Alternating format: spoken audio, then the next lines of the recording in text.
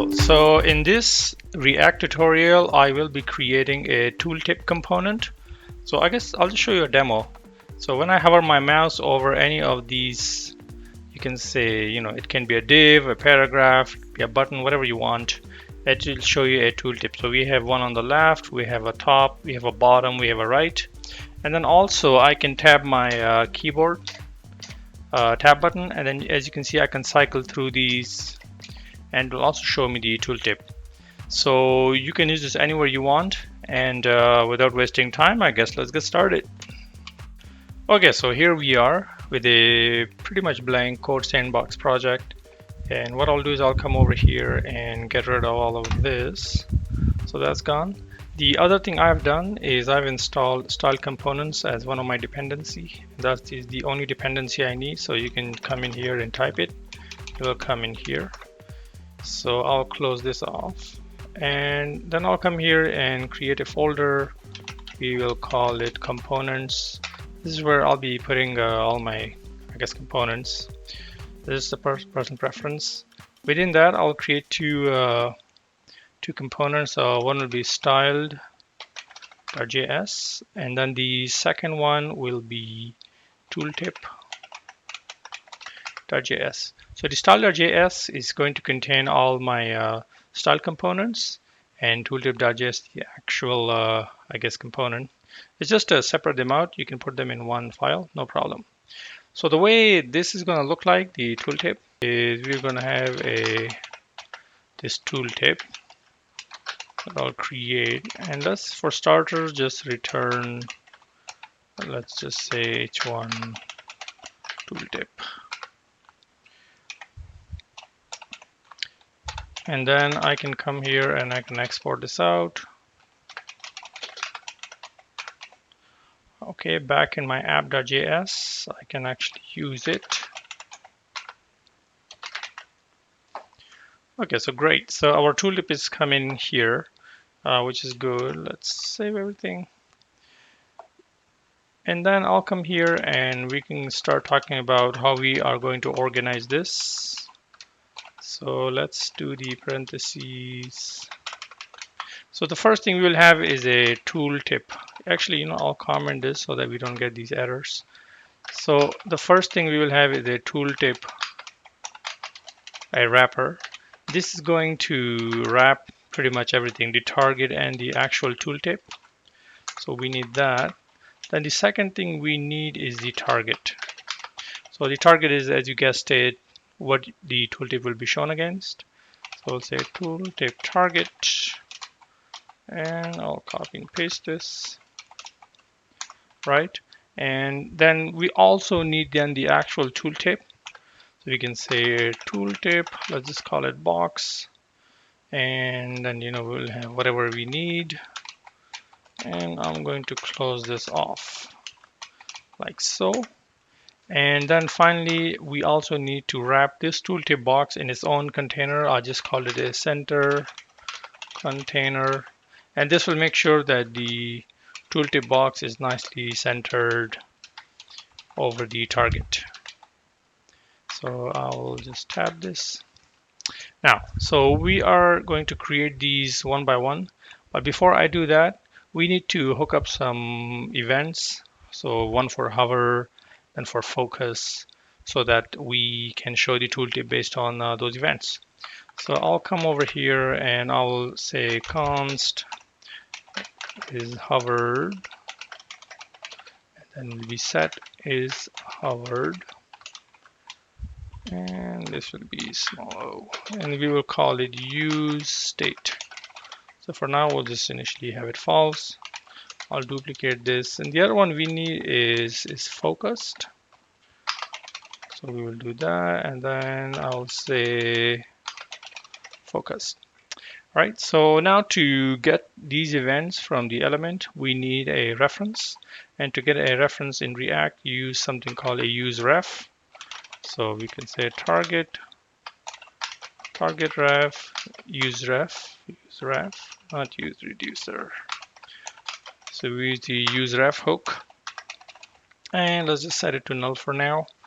Okay, Now with these out of the way, we can go ahead and start creating the, I guess, actual style components. So I'll come here in my style.js, and the first thing we need to bring in is the actual style component. So we'll say styled from style components, and we can start, I guess, cracking away. So the first thing we need is the tooltip wrapper. So we will create that. We'll say tooltip wrapper, and this is going to be a styled div, not dialog, div. And it is very simple actually. The only two things it has, it's going to have a position of relative, and we will give it a style of inline flex. And there's a reason why we have to give it inline flex, which I'll show later on because it'll make more sense. So we got the tooltip wrapper out of the way. So I guess what I can do is I can come here and maybe just use it. So I'll say tooltip wrapper, right? And tooltip wrapper. There we go, like so. Okay, so now I need to bring in the tooltip wrapper. So I'll come here, I'll say tooltip wrapper from styled. There you go, and that should take care of that error. So that's one. Now we need to create the target. So let's create the target very quickly. I'll come over in my style components and create the tooltip target. So same thing, const tooltip target, and it says style dot, it's going to be a button. And the reason why we want to have a button, so we can do the focus thingy with the tab key. If you don't want that, then you can just create a span or a div, no problem. Okay, so this will be very clean because we want the target to inherit pretty much everything from its parent, because we don't want to change someone's style. So the border will be none, and then we are going to have a background of none. Since the button, I want to just keep it nice and clean, and let's give it some padding and then a negative margin, -1 pixel. And also we will just say inherit the color, and we will say also cursor inherit, and let's just make it flex. So this is our target. So I can save this and then go back in here, and I can grab the target. So I can say tooltip target, and we can just say like that. And of course I need to bring this in, so I'll say tooltip target. That should make this happy. And I can actually, so I'm going to get rid of this because we don't need this. And what I can do is I can go back to my apps. So I got my tooltip here. So what I will do is I will actually just start using this so we can see the changes. So that's my tooltip. So I guess I will need to pass in some text. So for now, I'll just say I am a tooltip, right? And then we need to say tooltip target. We need some kind of target, and then we'll say I am target, like so. Okay, so with that done, then I'll come back here in my tooltip, and let's see if we can. So I guess first of all, whatever you're displaying in between, this is comes as a child, so, or children, I guess. So I can come here and I can start referencing these. So one thing I will need is the text and children. And then I can come here and I can say children, like so. So there you go, that's your target. It's coming in through. And the other one is text, but that text is gonna go in the actual tooltip, so we're not gonna use it for now, but I put it in just in case. Now also the tooltip is going to have a position, so I guess I'll just might as well do that here, and I can just say position. So for now we'll just say top, but you can of course change it. So I'll save this, and no errors, nothing. These errors are I guess from before, so we're gonna ignore these. I'll come here back in my style components, and we can start creating the next thing, which is the, I guess, the center container that is going to actually center the tooltip box when we display it over the target. So we will come over here and I'll say export const center container style.div. Okay, so here's where the power of style components come in, which you will see. So let me just throw in a little bit of CSS.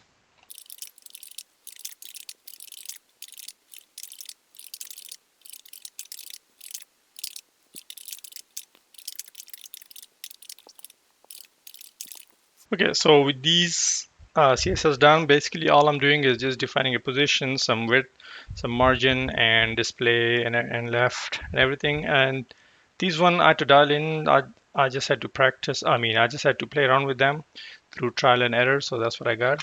Now, so as I said, the tooltip is going to have a position which we passed in through here. So we need to take this position somehow, and we need to pass that through over here to the style components.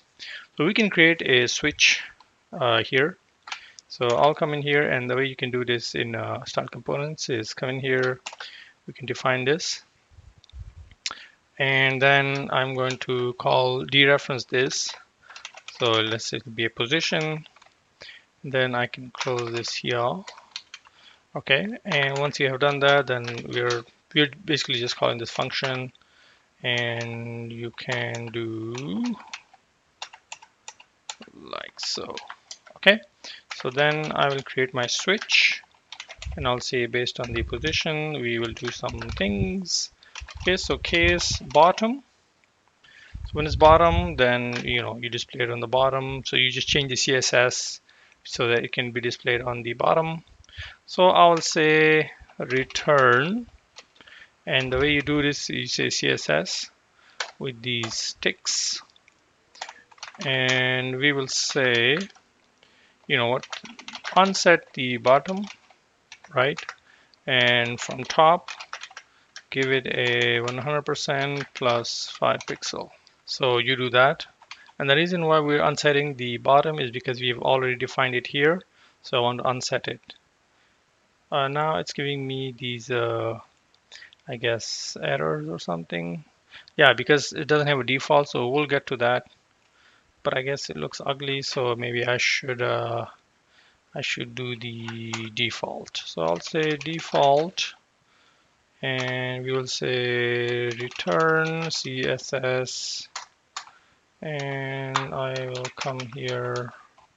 I'll say bottom calc 100% plus 5 pixel. Now it's complaining about the CSS, but that's because I haven't brought it in. So I'll say CSS. I think that should make it happy, and it did. All right, so I have my bottom, and then I think I need one for the left. So I'll say left, and we need to return some CSS, same deal. And I think I'll just do one for right as well. And actually, yes, that's fine. And we'll return CSS from here. So that should take care of this, and I need to spell my return properly. Okay, here we go. Okay, so what's going on here? And then I have my left. So let's take care of the left. And I'll just push this in. Okay, so for left, I'll just throw in some CSS.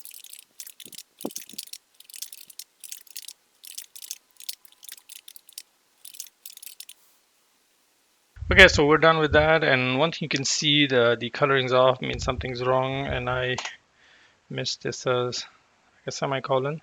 So basically, you're now for the left, what you do is you set the margin left to 0, so we're very close. Give it 100% width. Unset the left and set the top and right. But the width is max content because we don't want this thing to wrap around. So we want just to overflow. I mean, go depending on the content, it will pretty much just fill the entire container. And I'm just going to do the same thing with the right side. So I'll type in some CSS.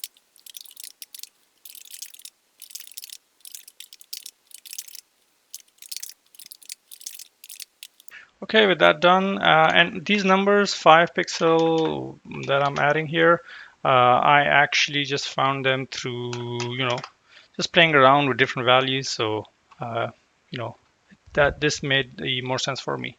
So with that all done, I can save this, and looks like everything looks okay for now. And so let's also just go in and actually, if I go back here, here's the center container. And I'll leave this for now because we need to now create the actual tooltip box. So let's create the tooltip box next. So back in the styled components, I will come here and I'll say export const tooltip box is equal to styled span. I'll just make it a span. And let's type in some CSS here, I guess.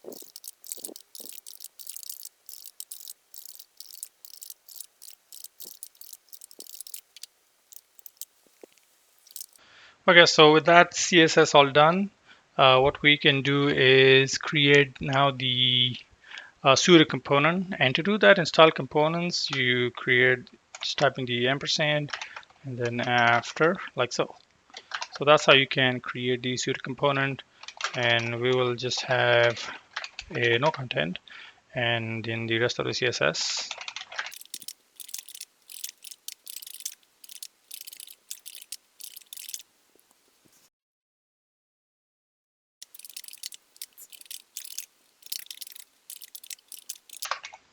Okay, so that's for the, so this pseudo component is for that arrow that shows up on the tooltip. And now I'll just use the exact same technique that I did here using the switch, and then type in the rest of the CSS for the top, bottom, and left position. So I'm not going to bore you with that. I'll just type that in and I'll be back. Okay, so I typed that Okay, so I typed that in. As I said, it's nothing but just the same deal. We pass in the position, and then based on the bottom, we change the arrow, I guess, whichever we want to show. So the others are transparent, just the bottom one is showing, and then the same deal happens for the others. So you can look through these. It's very straightforward, just normal CSS. And let's start actually using this over here.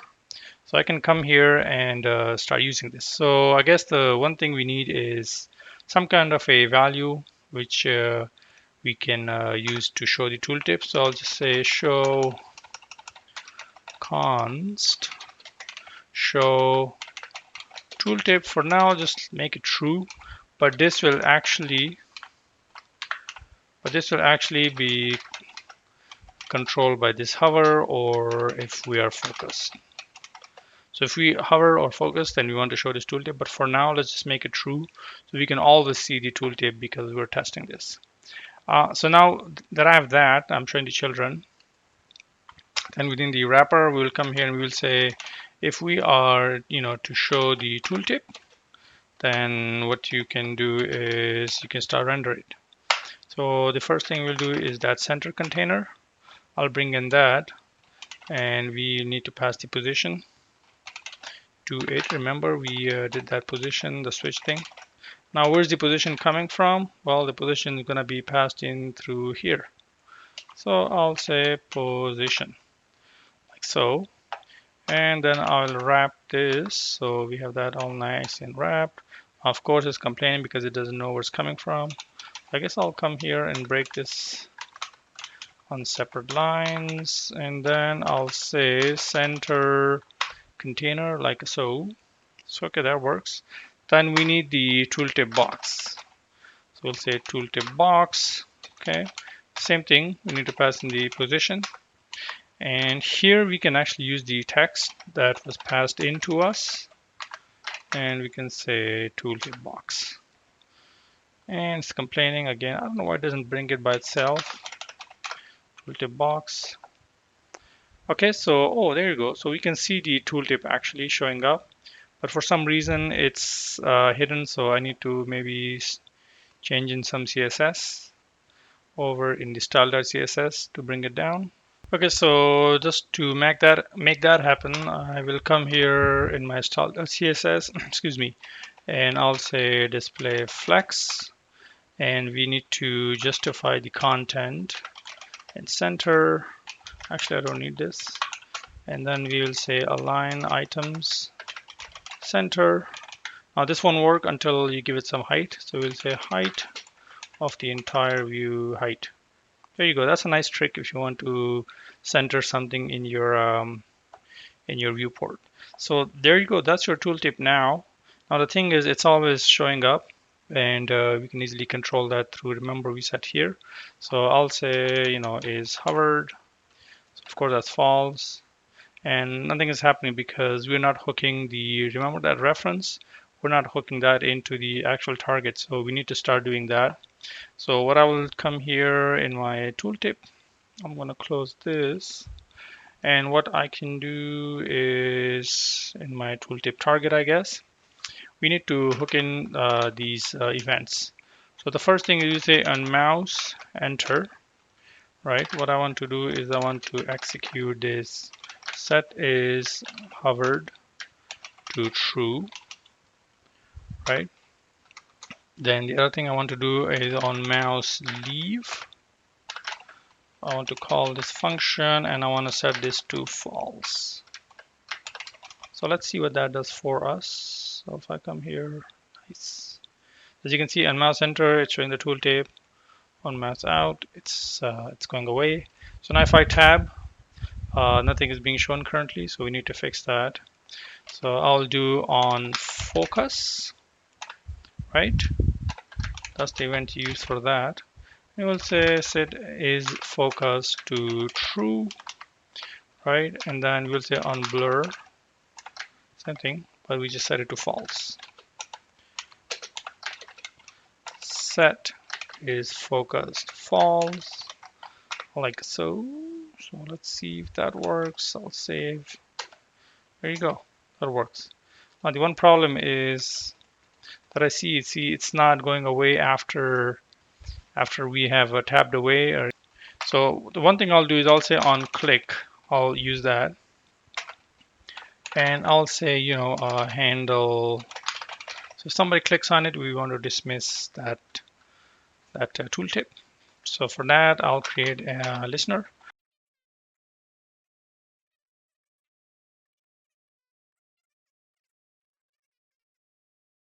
Okay, so one thing I realized that I'm calling it blue instead of blur. So that could be one reason. Let's refresh and see. So that's working on hover. Then I'm going to tab it and I click. Yeah, there you go. So that works. And also what I see is when I tab away, the outline is not going away either. So we need to fix that as well.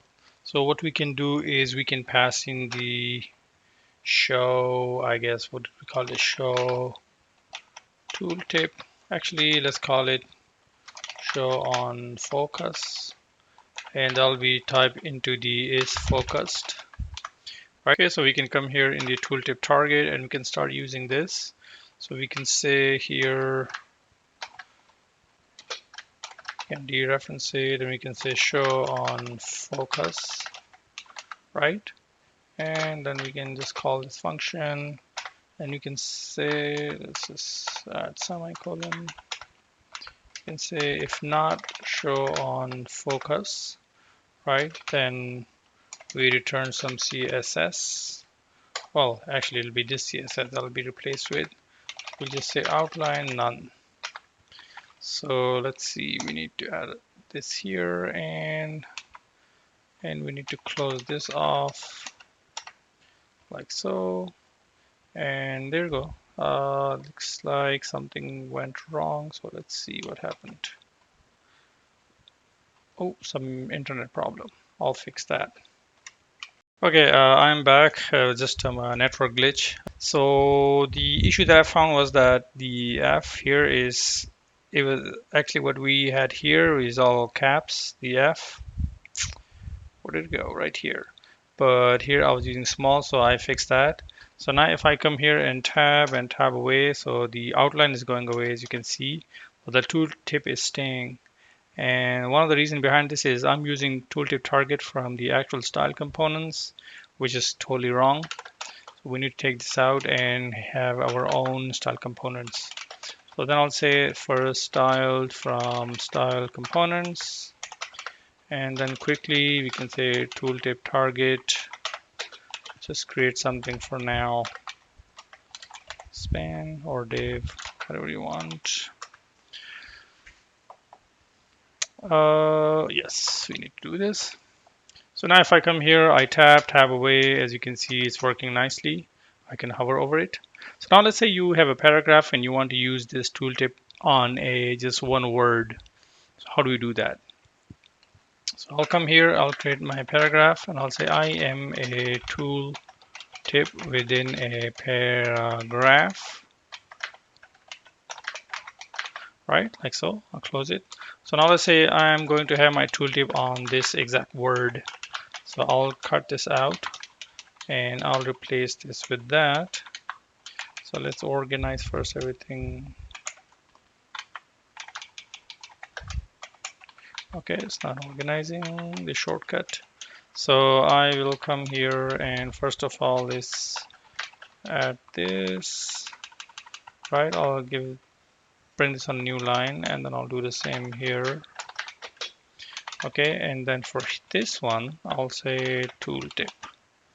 So now when I come here, I say I'm a tooltip. See, I'm a tooltip. So it's only on that word. So that's how you can use it on any HTML element if you want. Now, one thing you might see is the font size the same as the rest of the font, and that's because I came here and on the tooltip target, I had to set the font size to inherit also, which I forgot. If I remove it, watch what happens. It goes like this and it's out of sync with the actual target. So we don't want to touch the target. We want to leave it as is. That's why I'm inheriting pretty much everything. So that's how it works. I hope that helped. And please subscribe, like, and if you want any more tutorial, just shoot me a line. Bye for now.